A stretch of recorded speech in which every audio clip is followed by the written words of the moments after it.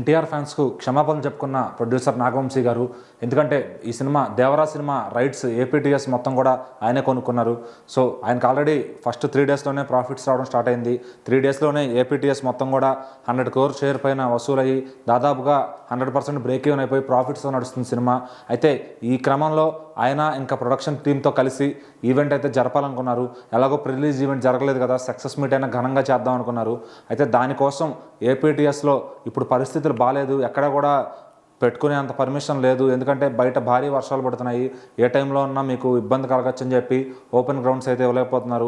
Indoor stadiums ఇద్దామన్నా కూడా అక్కడికి వచ్చే ఫ్యాన్స్ని కంట్రోల్ చేయలేకపోవడంతో సో ఎక్కడా కూడా దానికి పర్ఫెక్ట్గా ప్లేస్ అయితే దొరకట్లేదని చెప్పి గవర్నమెంట్ వారు 2 గవర్నమెంట్లు కూడా పర్మిషన్ ఇవ్వలేదని చెప్పి దీనికోసం ఫ్యాన్స్ కొంచెం మమ్మల్ని మన్నించాలి, మేము బాగా ట్రై చేస్తున్నాము.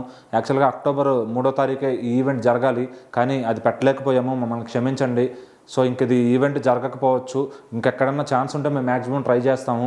సో మీరు ఇది మనసులో పెట్టుకోకుండా సినిమాని విజయం చేస్తున్నారు, థ్యాంక్ యూ. మాకు ఇంత సూపర్ హిట్ ఇచ్చినందుకు ఎన్టీఆర్ అభిమానులకి మేము ఎప్పుడూ రుణపడి ఉంటామని చెప్పి ఆయన చాలా ఎమోషనల్గా ఒక ట్వీట్ అయితే పెట్టారనమాట.